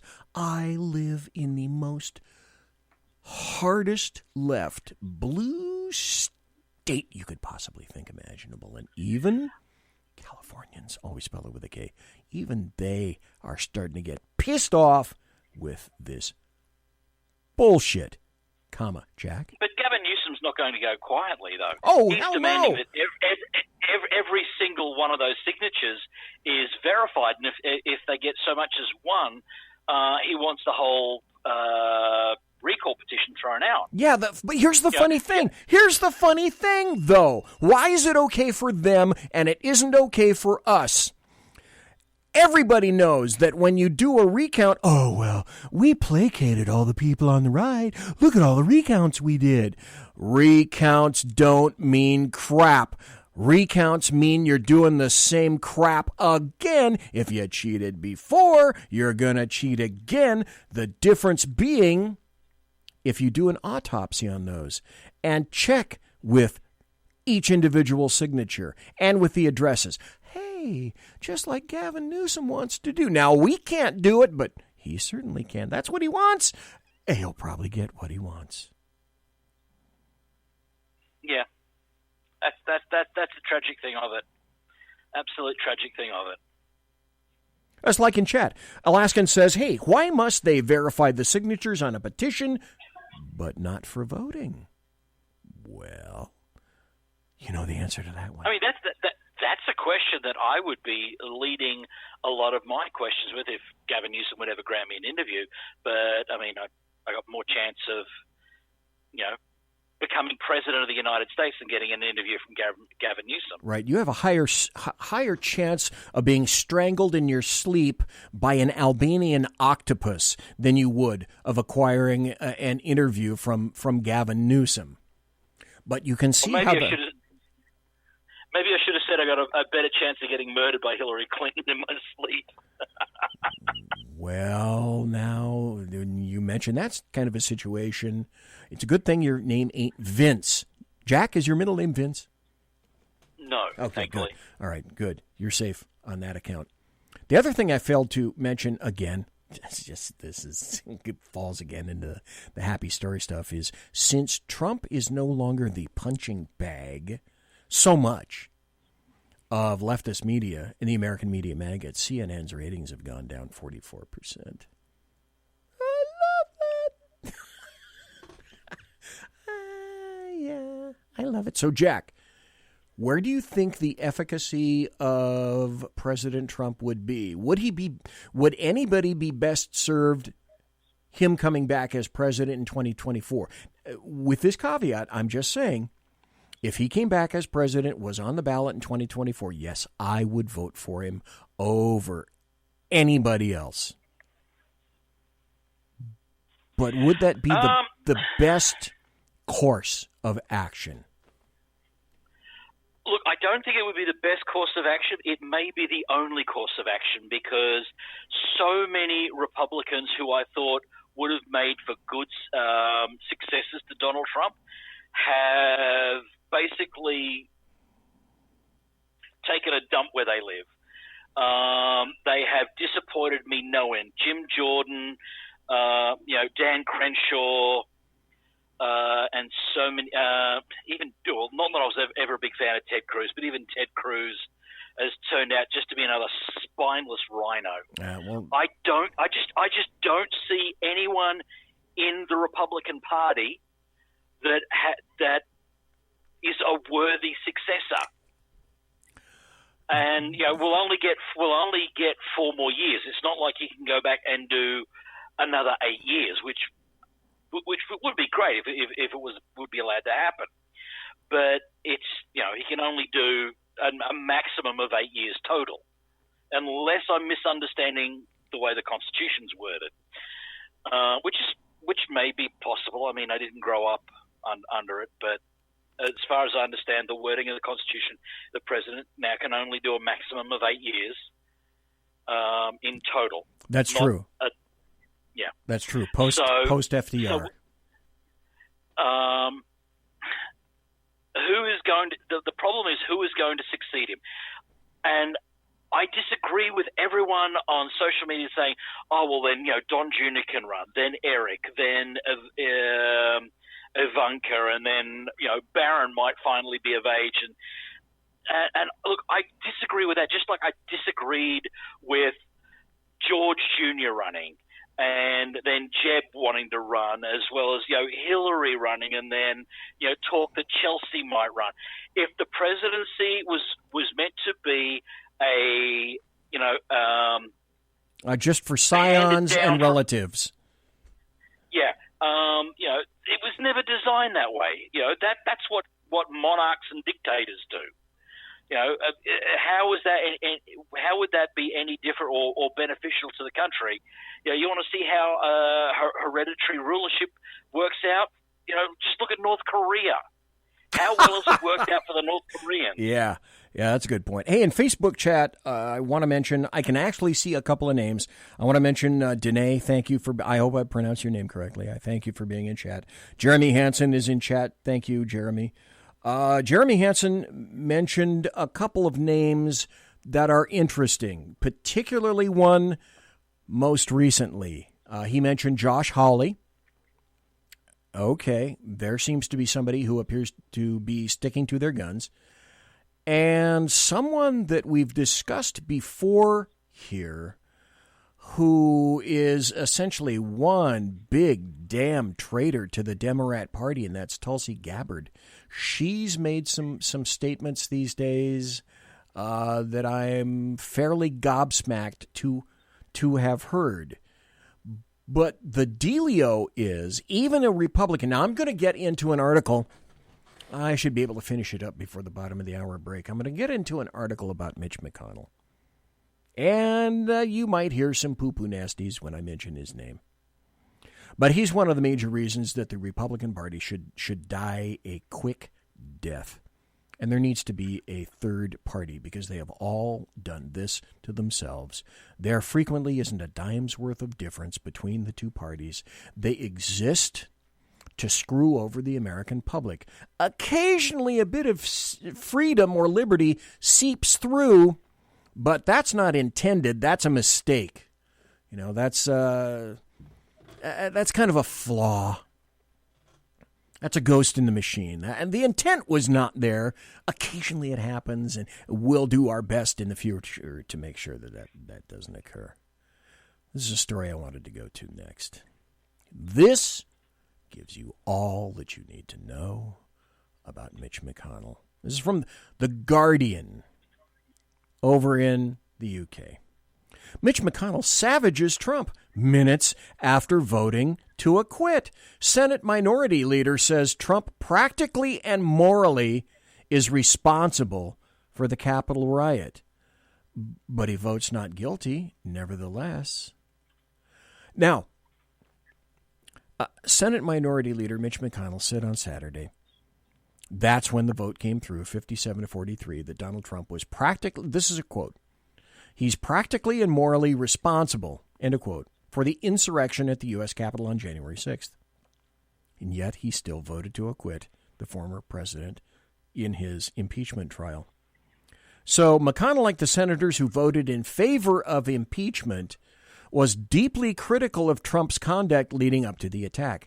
They, he means the mob, did this because they'd been fed wild falsehoods by the most powerful man on earth because he was angry he lost an election. Stop. Okay. He lost an election according to the Democrats, and he lost an election with the inability to prove or acquire entrance to any kind of a court to present evidence and information. People were saying, leftists and Democrats and the American media maggots were saying that, well, no evidence was provided. Yeah, because they didn't get into a court. Well, that's not evidence. That's evidence of no evidence. Where's your evidence?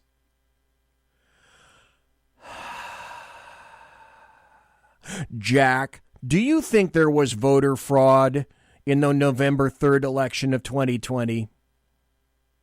Oh, abso-friggin-lutely, and I don't think it was just limited to those states.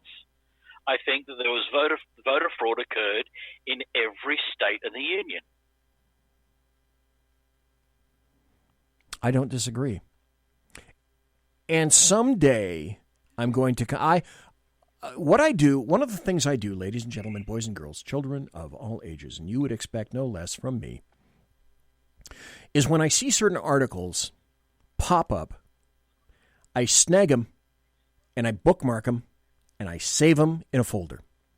I have a folder marked voter fraud with close to 500 articles about the documentation, video, testimony, first-person evidence, and more involving voter fraud just from the November 3rd election and leading up to it. Someday I'm going to put that all together. To present that show would take me probably 5 hours. But if I can find the evidence and just go on the Mark I Model 1 search engine, then anybody else can too. With the caveat being, you first have to want to do that. And nobody's particularly interested in doing that. Like with my connection with Texas, I followed the trials that have gone on there. Now, just in the 4 years post the Trump election, nearly 100 people, all connected with the Democrat Party, have been successfully prosecuted by the Texas State Attorney General on nearly 250,000 fraudulent votes, double votes, fraudulent registrations, non-citizenship or non-citizens voting. I mean, that's just in Texas. And Texas is fairly hardcore, conservative. So there's that level of cheating there. Then there's going to be that level of cheating, or even more so, in every state. Well, one thing we have to realize, I got, what do I got? 2 minutes before the bottom of the hour break. I think I can get this through in 2 minutes. Everybody needs to realize, everybody that is pro-Trump, pro-America, pro-populist needs to remember this. The impeachment wasn't it. Allegedly, the Eastern District of New York has 47 counts yet to file against Donald Trump for you fill in the blank. In the article that I was reading, Mitch McConnell, allegedly a Republican, said the Senate was not meant to serve as a moral tribunal, but he said Trump could still be open to criminal prosecution. Stop. That's the point right there. All the leftists and Democrats ably abetted by the American media maggots, BLM, Antifa, anarchists, etc., are sharpening their knives to go after Donald Trump, citizen, personally, and also in a civil fashion and a criminal fashion. That's not ended because McConnell, this is perfect foreshadowing, saying what the Republicans, this is what the Republicans intend to do. With the most successful president in my knowledge, who kept more promises during a campaign than any other candidate of which I'm aware, he has to be eliminated because of his success. This is a self-fulfilling prophecy.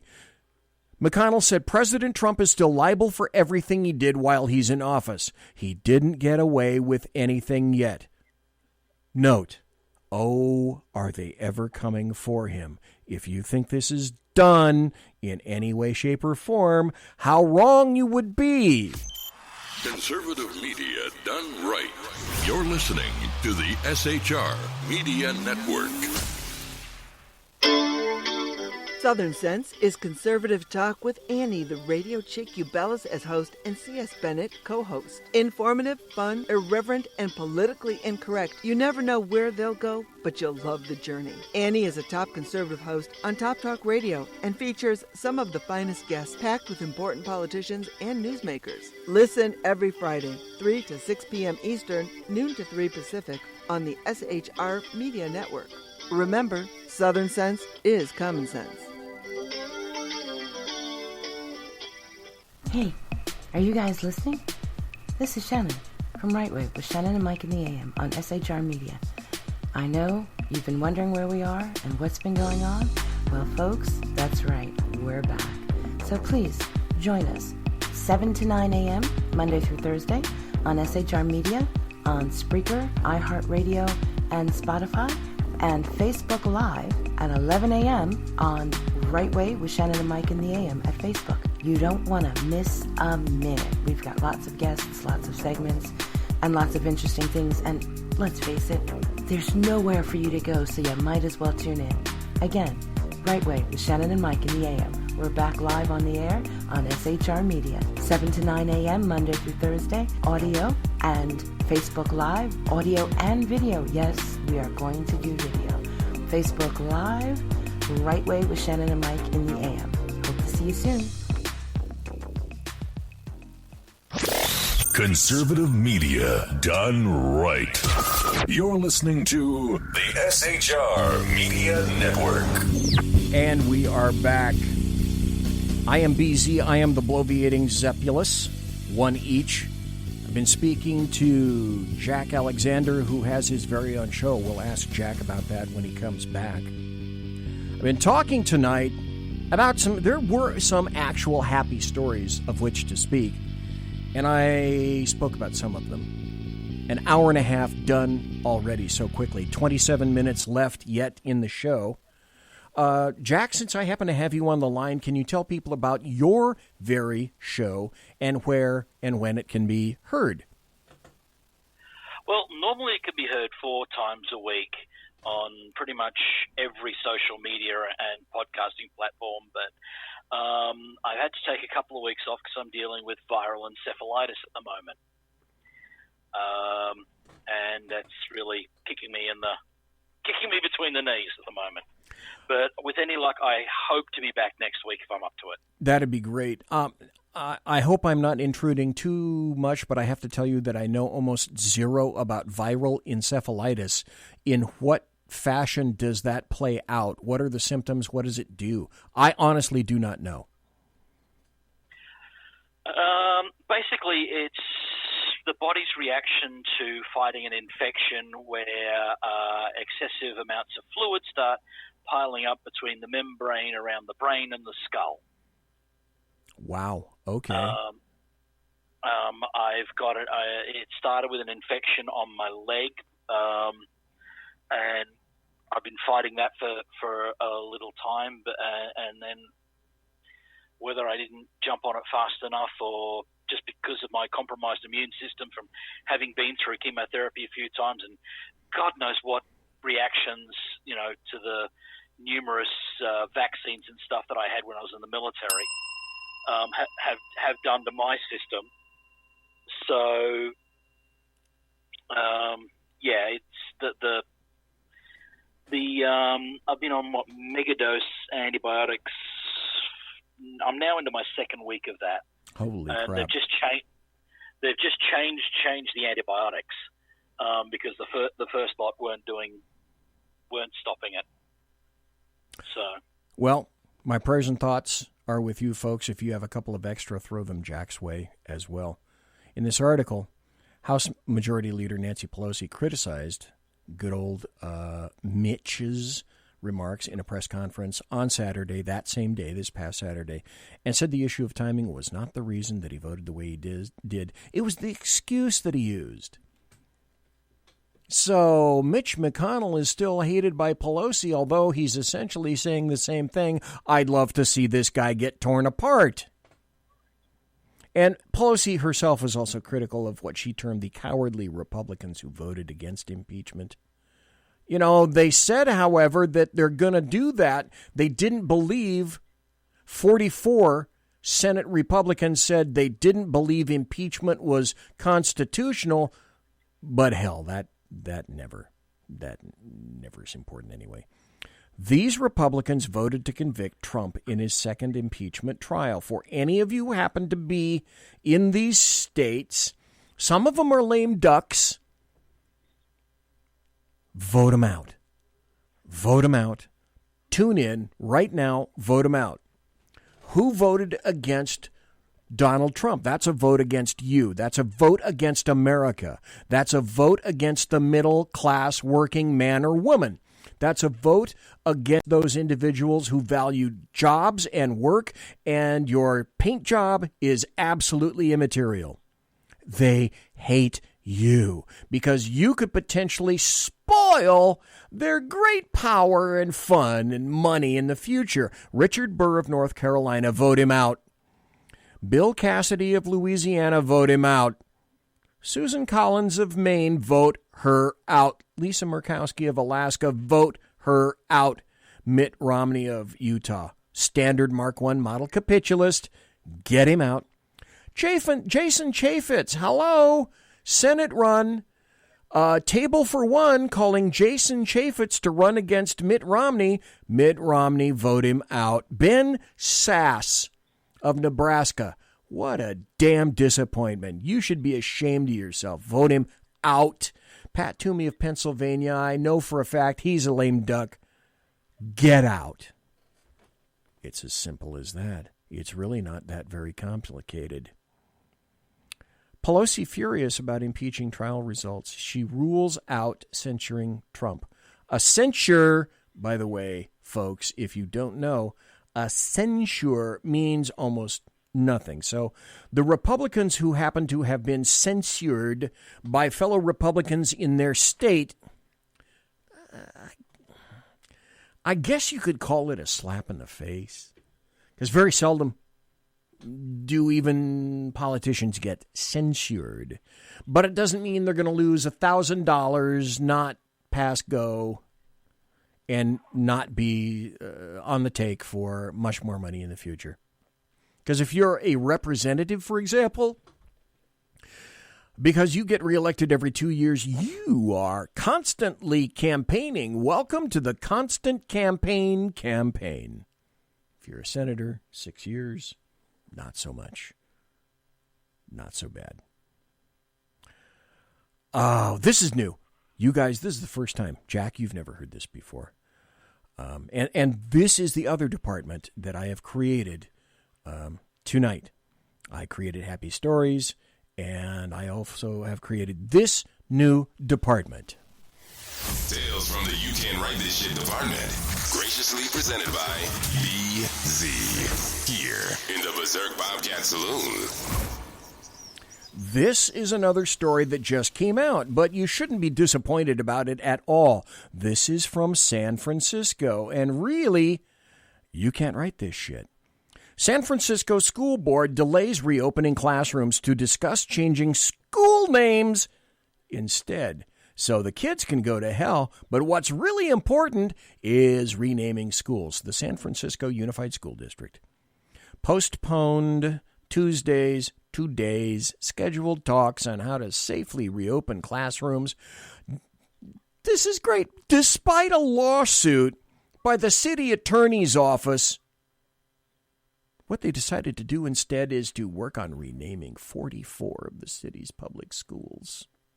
So City Attorney Dennis Herrera sued the San Francisco Board of Education and the SFUSD earlier this month for failing to devise a plan to get San Francisco's 54,000 public school children back in the classroom. Now, stop and think about that just for a second. Jack, I want you to stop and think about this just for a second. San Francisco's population is over 1 million, easily. Out of that, and this should be a huge clue, 54,000 public school children are in San Francisco. What that means is this: leftists are not procreating, and the people that come to San Francisco don't have children, don't want children, want to have nothing to do with children. That's why the remarkably small, for the size of the city, San Francisco, the remarkably small number of kids in San Francisco. Because here's one thing you'll find out immediately if you ever, and I don't recommend it anymore, go to San Francisco, is one of the first things you'll look around and say, where are the kids? Where are the kids? Where are the playgrounds? Where are the kids? Where are the babies? Where are the children? Well, you ain't going to see them because they're not there. But this is San Francisco. This is what San Francisco considers to be a good thing. Screw the kids. And you know why screw the kids, Jack? You know why screw the kids? Chicago, also. Chicago says, nah, no. Now, Lori Lightfoot told them, get back to damn work. They don't want to. Why, Jack, would you suspect that in most leftist enclaves, that the teachers' unions are not getting back to work? They're not much interested in putting kids back in schoolrooms unless everything is perfect. Now we determine that the CDC little unit that first said, yeah, kids can go back to schools, teachers don't absolutely have to have vaccines, has turned now and said, well, I didn't really mean it all that much. When Biden is not tooting his horn for, we have to get kids back into class. But Jack, so I think most Democrats don't know what hole to put it in to even have children. Let's face it. That may. Oh, wait a minute. Where is it? I got to find it. That deserves one of those. But the dealio is the reason that kids can go to hell in major leftist enclaves is they don't vote. Teachers' unions, they vote and they throw money. And teachers vote for the people in their unions who throw money. But the kiddies don't vote, so fuck them. Let's make sure that we have more child suicide, shall we? Anybody wanting that, raise your hand right now. How about more mentally crazed children? How about children that are becoming not only educationally illiterate, but sociologically illiterate, who won't be able to relate to kids because there's no such thing as face-to-face anymore, and all kids know now is, I have to wear a mask or I'm going to die! Fear porn. Sergeant Booker in chat says, why would a teacher want to go back to a classroom when they can chill out on the beach in the Caribbean and teach online? Like the one little teacher who said, no, we can't have people go back to class. Because I fear, and then, of course, she was vacationing in the Caribbean. Coming back from the Caribbean, who knows what she was bringing with her. That's immaterial. Come on. Hey, at least she can travel. Yeah. I mean, we're back in our fourth lockdown. Okay. Stop right there, folks. Oh, sorry, Third, okay. This is another. I hadn't meant to call you because I knew that you weren't feeling well, but since you called, you opened that door and you walked right through it anyway. So I'm going to use you while you're here. Sometimes, as I indicated, people exist as examples of what not to do. I used Texas recently as an example of what not to do with your energy.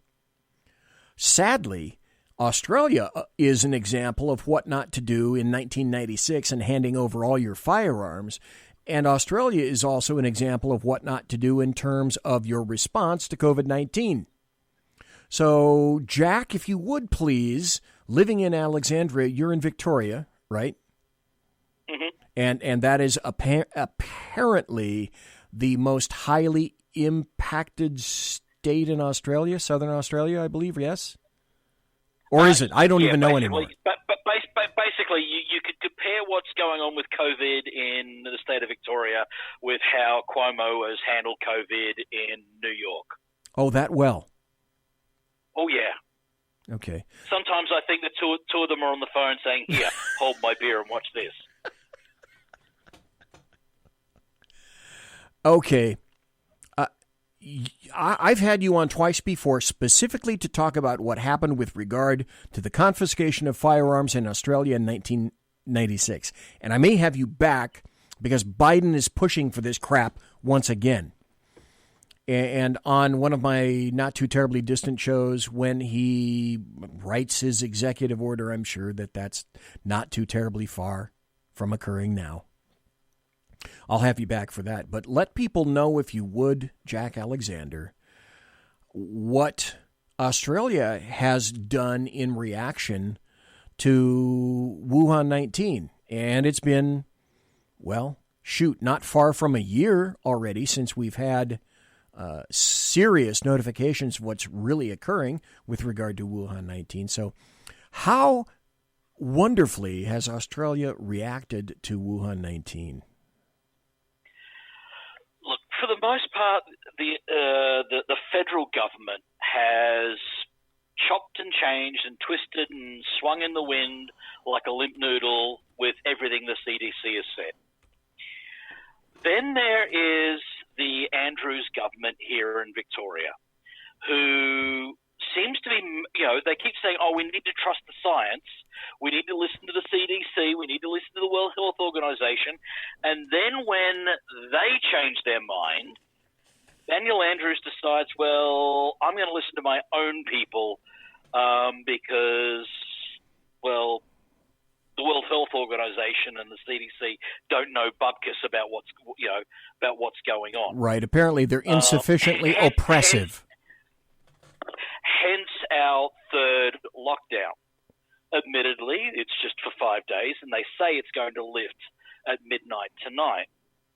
But what they're refusing, and I've sent daily requests to the state government's media liaison about this, is, could they please explain why the lockdown was necessary, considering the UK, they did it because of the UK strain. And where it first appeared was in a cluster of people who have never traveled, and they don't work within the treatment or the quarantining of people for COVID. So if our nation's borders, which are still closed with the exception of repatriating Australians coming back, who then have to pay in excess of $2,000 a week to enjoy substandard treatment in quarantine hotels for a minimum of 14 days. So how did the UK strain magically appear in a sector of the community with no contact with the outside world? They're just refusing to answer that question. Well, now I do see the similarity between that and Cuomo. Cuomo doesn't answer questions. He's not answerable to commoners, to proles, to serfs, to groundlings, to the unwashed, huddling masses. You are beneath him, therefore you are not worth answering any questions to. Is that kind of like what Victoria's doing? Oh, no. Cuomo has lost this hold of the moment. Independent journalists who asked the Premier, who's the equivalent of the state governor. Premier. Yeah.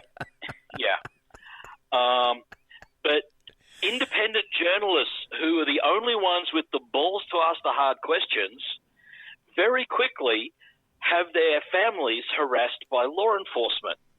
Imagine stating that and the journalists are finding themselves with indictments for incitement under the terrorism laws.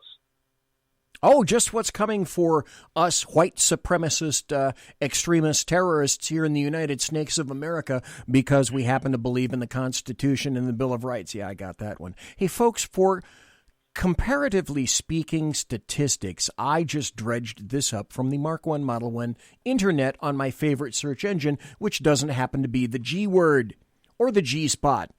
Now, I wanted to do a comparison. Here's California, always spell it with a K. And these are the most recent stats that I can find. Now, California has had 3.5 million cases. They don't even keep stats for recovery. Recovery? We're not interested in that crap. Deaths have been 47,000. That's in California, we spell it with a K. Now, let's talk about Australia. Now, in Australia, which is multiple times larger than California, always spelled it with a K, obviously. Total cases in Australia, 28,000. Here's a stat that you guys keep that California doesn't. Can't imagine why. But you're apparently sufficiently honest to keep this stat. Now, I said total cases, 28,905. Recovered, 25,486. Deaths, 909. 909 deaths. Now, let's break it down a little bit further because I found this on the same site. Victoria, that's the state in which you live, cases 20,000. That, for those who don't know, that is southern. Basically, I guess that would be southeast Australia. Sort of a smaller state, really south, basically across the water from Tasmania, where all the devils live, in case you didn't know. Victoria, cases 20,475. Recovered 19,530. Oh, you evil Victorians, your deaths are 820. That's why you're going to hell. I see it now. It's clear. You guys just can't keep yourselves afloat, can you? Yeah. But, those stats are nothing. Those stats are nothing. The political party that's running the state is a socialist government. It's the Labor Party. The more conservative political party, the Liberal Party, so, how conservative can they be when they're called liberal, are running the country. And, it's always bothered me, given that Victoria is the second largest economy in the country. Okay, can you stop right there just for a second? Because I suspect I know why that is, but when you look at a map of Australia, you guys have 1, 2, 3, 4, 5, 6 states, right? 5 states, 2 territories. Okay, and 2 territories. Okay, now, as I indicated, if you look at a map of Australia, Victoria is in the southeastern portion of the entire continent. Now, why, though, why does Victoria fall into that category? What are they doing that some of the other states are not? What do they have or possess? A good portion of Australian agriculture is in this area. There's also a lot of industry. There used to be a lot of manufacturing in this area. There was a lot of coal, though there still is a lot of coal out to the east in the Latrobe Valley. And there was, apart from power generation, there was a lot of steel manufacturing out there with deals with other parts of the country. They'd load the coal onto the ships, send the coal up to cities that had a lot of iron ore, and then they'd swap that. And so there was a lot of iron production and manufacturing in the state as well. It's also the site of the second biggest financial hub in the country. Okay, so you guys, the second, you guys are almost like the the Alberta of Canada. Yeah, In other words, you guys actually do something. You guys actually produce things and make things. Yeah. Okay. And yet people are thrown in jail for speaking out against what the government is doing in terms of Wuhan 19. Well, it shouldn't be a surprise, considering to get into politics through the Labor Party, you do an apprenticeship in the labor union movement. And the stories you hear about, the Teamsters and the way the mafia in the United States had infiltrated the labor union movement there, and the levels of violence that went along with it, we have a similar history in Australia, in especially the heavy manufacturing industries, like the steel workers, like the transport industry, like heavy manufacturing and construction. And, the levels of violence and corruption that have been associated with those industries, that they have been the apprenticeship grounds for the politicians that are now running the state, or the senior politicians in the federal government that are the Labor Party. Where the Liberal Party, they were all company executives. You didn't get put on the ballot unless you'd been the CEO of one of the top 50 companies in the country, or you came from money that came from that. So, with Australian politics, you've got the Liberal Party who will protect the Paris end and all the business executives, and the workers get bent over and screwed up the rear. You've got the Labor Party who will do everything they can to protect those socialist ideas of the labor union movement. Workers be damned, and they get bent over and shafted. The Greens, they shaft everyone, just to save a dandelion. So, it's basically called the Kama Sutra of Australian politics. Doesn't matter what position you take, the people are going to get fucked over. Well, okay, in that fashion, it's similar to this. And then I have a final question for you, Jack Alexander, before we go and wrap up the show. When 50% of the entire United States gets deplatformed, delegitimized, dehumanized, ignored, demonized, threatened, the fuse is being lighted. And what it does is it lends, when all of those things happen, it lends credence to all the claims of just such a thing. And I've said it before, and I want to ask you, Jack Alexander, if this is true on your end in Australia, but in the States, we are now in the stage of retribution, revenge, punishment, pain, hurting. A guy, my cybersecurity dude, Mike Fitzpatrick, who lives down in Southern California, has an SUV. And to fill it today cost almost $80.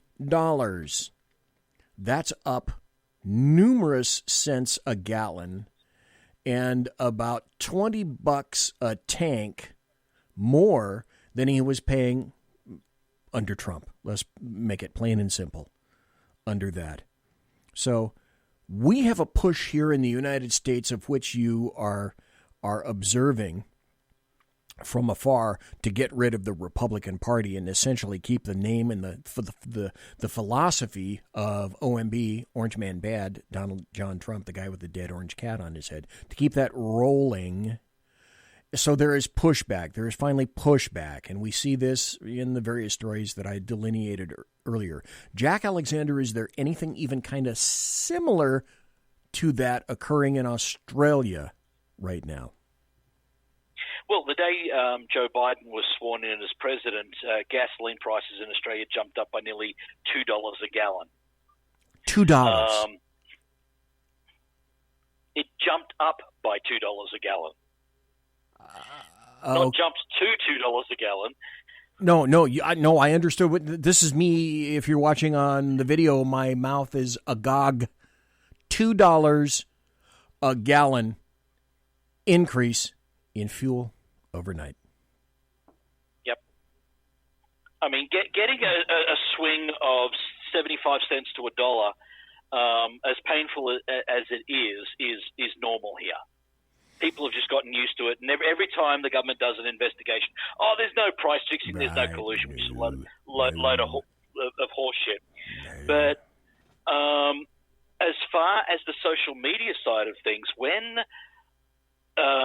they started deplatforming Donald Trump and a couple of the more conservative news networks, there are a few what we call backbenchers. Politicians in the federal government who have no real power apart from representing their local constituents. They don't have any portfolios or sit on any extra committees. They basically sit at the back of the bus. And a couple of those started making noises that, well, if Twitter and Facebook are going to start censoring free speech, that Australia, they would introduce bills into the Australian Parliament that would forbid them and even give financial and possibly criminal penalties to social media companies that did that. Zuckerberg and Dorsey got together and put a reply back to the Australian government and said, well, if you create these laws, we will just deplatform Australia out of the networks altogether. And they can do that. Have not heard. They have not heard hide nor hair about it since. Imagine that. Hey, dudes, you're a continent. Doesn't make any difference. We are gods, and we can just turn off the tap whenever the hell we want. Yeah. So I got to go. Jack Alexander, you think you're coming back next week, perhaps? Hopefully I'll feel well enough to come back next week. Okay, so when people want to listen to you on Monday, where can they do that, sir? Well, they can find me everywhere good podcasts can be found, including now on Audible. Oh, nice. It's a free download on Audible. You'll find my more recent videos on, what is it called, Rumble. Okay.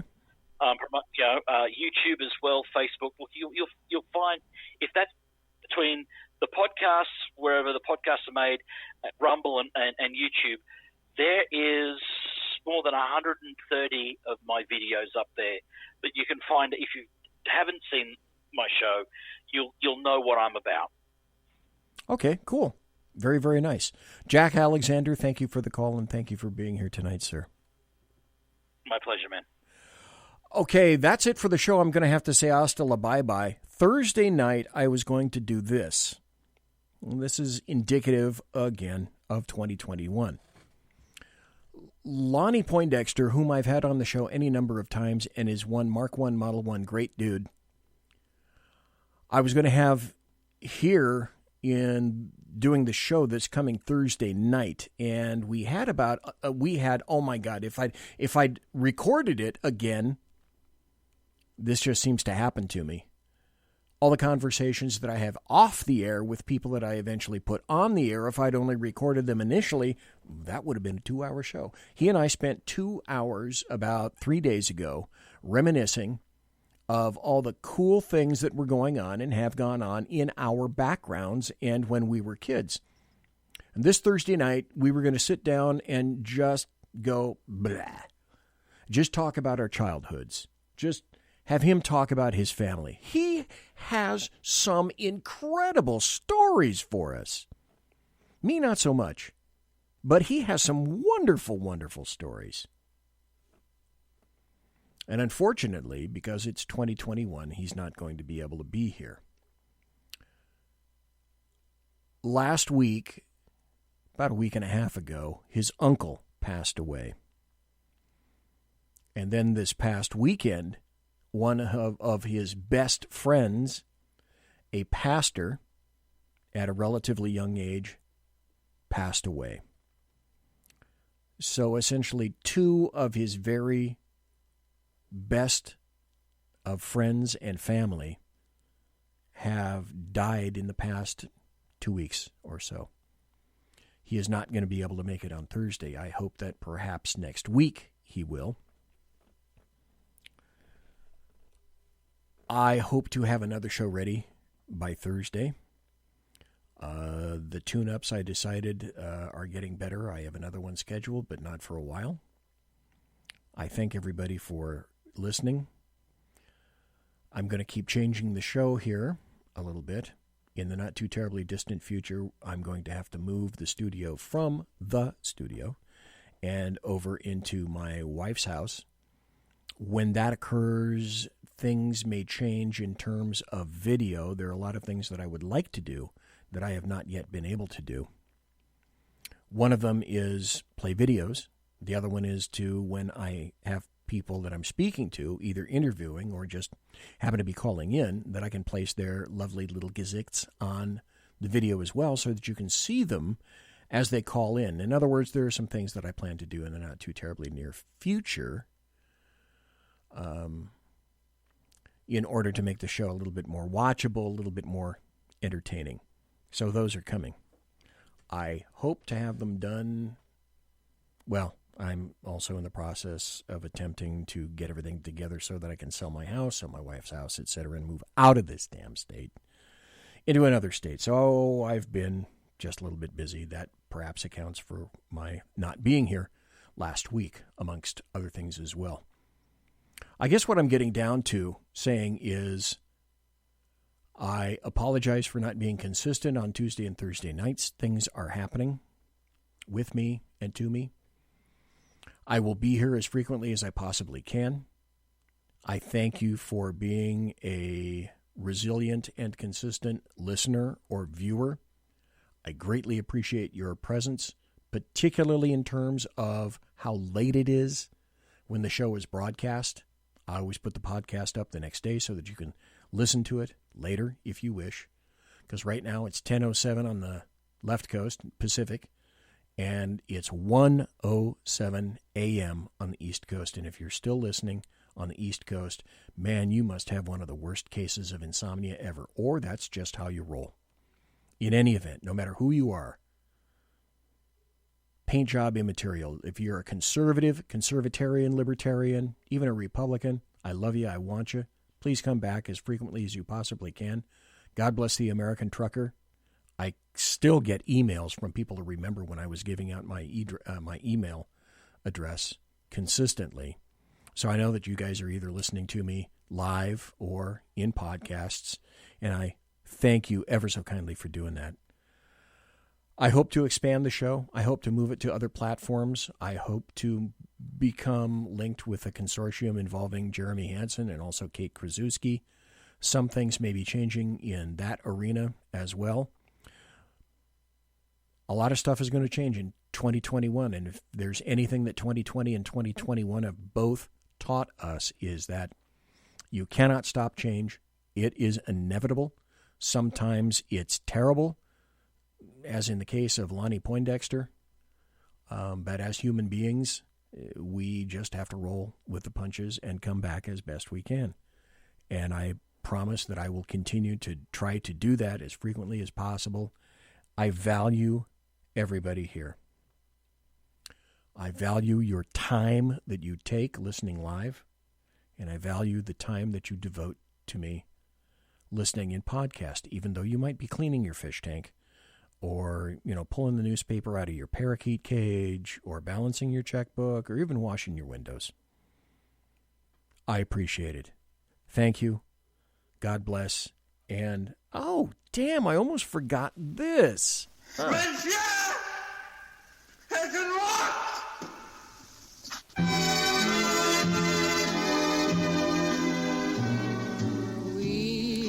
Ladies and gentlemen, boys and girls, children of all ages, thanks for listening to the Bloviating Zeppelin's Berserk Bobcat Saloon Radio Show. Live and direct right here on the SHR Media Network. If you want to contact me, you can find me on Twitter. I am most active on Twitter so far, at BZEP, at BZEP. Twitter, you should go to Twitter just to see the outrageous crap that I get away with on Twitter. I don't understand it, but I'm still here. And also, if you want to contact me, you can read my stuff on bloviatingzeppelin.net. Promotional consideration is by the Lockheed Martin Skunk Works and also by the Boeing Company. If it ain't Boeing, I ain't going. And also by Pratt & Whitney Engines Thrust. You can trust. Tiaras are by My Little Pony. Hey, thanks to my personal KC-135 Kettle One refueling team, with whom I shall be consorting in less than an hour. You can take that to the Bancarino. And again, I say thanks to everybody for listening here. Thanks for listening tonight. I'll be back on Thursday night. God bless. Take care. Be safe. Aloha.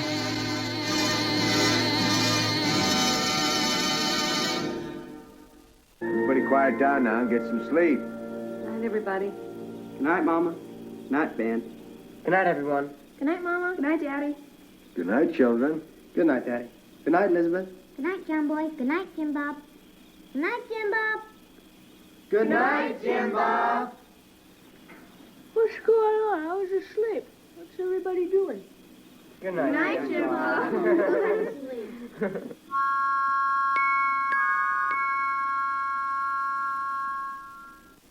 Good night, and good luck.